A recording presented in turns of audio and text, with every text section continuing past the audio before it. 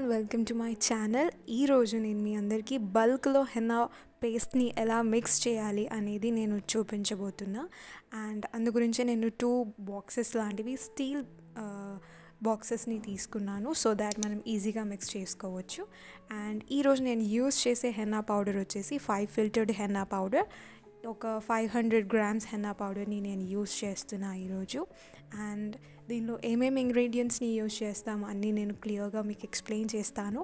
And దీన్ని మనం కంపల్సరీగా మిక్సింగ్ అంతా అయిపోయిన తర్వాత నియర్లీ ఒక 12 అవర్స్ వరకు మనం దీన్ని రెస్ట్ చేసి పెట్టాలి. అంటే ఒక ఓవర్ నైట్ ఆర్ ఎల్స్ ఒక ఓవర్ డేని మొత్తం కంప్లీట్ డేని మనం సోక్ చేసి పెట్టాలి. సో స్పూన్స్ తీసుకున్న spatulas and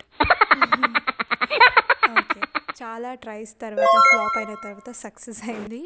so next ingredient వచ్చేసి షుగర్ వేస్తున్నాం. సో ఈ షుగర్ని కూడా నేను ఇప్పుడు మనం సగం సగం తీసుకున్నాం కదా 2 బాక్సెస్లో. సో మనం షుగర్ని కూడా సరి సమానంగా వేయాలన్నమాట. దీంట్లో ఎంత వేస్తున్నామో పక్క దాంట్లో కూడా అంతే వేయాలి.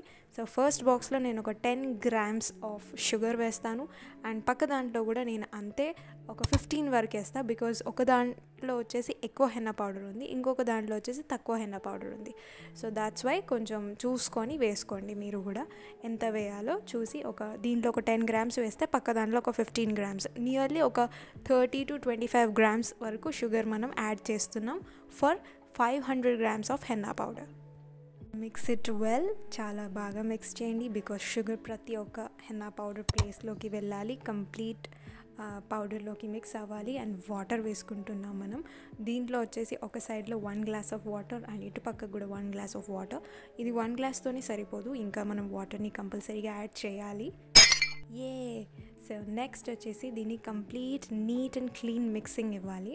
అండ్ యాక్చువల్లీ చెప్పాలంటే నేను దీంట్లో ఆయిల్ కూడా యూజ్ చేశాను, బట్ ఆయిల్ వేసిన నేను వీడియో క్లిప్ని రికార్డ్ చేయలేదు.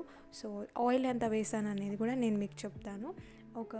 నియర్లీ ఒక 40 ఆర్ 35 ml వరకు నేను ఆయిల్ని కూడా వేసా. చూడండి, ఆల్రెడీ ఆయిల్ వేసి మిక్స్ చేసేసాను. నేను ఇక్కడ ఆయిల్ వేసిన క్లిప్ నా దగ్గర మిస్ అయిపోయింది, వీడియో రికార్డ్ అవ్వలేదు. సో అందు గురించే. బట్ దీంట్లో మీరు ఒక 40 to 35 ml వరకు ఆయిల్ వేసుకోవచ్చు. సో ఆయిల్ నేను ఫస్ట్ బాక్స్లో ఒక 20 ఆర్ 15 ml వేసాను అంటే పక్క దాంట్లో కూడా సేమ్ మిగతా ఏదైతే 15 to 20 ml వరకు దీంట్లో కూడా వేసా. అండ్ మిగతా కొంచెం వాటర్ కూడా వేసేసి మిక్స్ చేసేస్తాం. అండ్ దీంట్లో పర్ఫెక్ట్ మిక్సింగ్ అనేది ఉండాలి. మిక్స్ చేయడం వల్లనే మన పేస్ట్ అనేది థిక్ అండ్ వెరీ గుడ్ కన్సిస్టెన్సీకి వస్తుంది. సో దీన్ని నేను సోక్ చేసి పెడతాను. అండ్ ఓవర్ వాటర్ ఏదైనా ఉంటే కూడా నీట్గా అబ్జార్బ్ చేసుకుంటుంది. సో వాటర్ అనేది చాలా ఇంపార్టెంట్. వాటర్తోనే మన కన్సిస్టెన్సీని మనం చెక్ చేసుకోవచ్చు, ఎంత పేస్ట్ థిక్నెస్ కావాలి ఏంటి అనేది పర్ఫెక్ట్గా చూసుకోవచ్చు. సో నేను క్లోజ్ చేసి ఒక 12 అవర్స్ వరకు దీన్ని సోక్ చేసి పెట్టేస్తాను. Bye bye.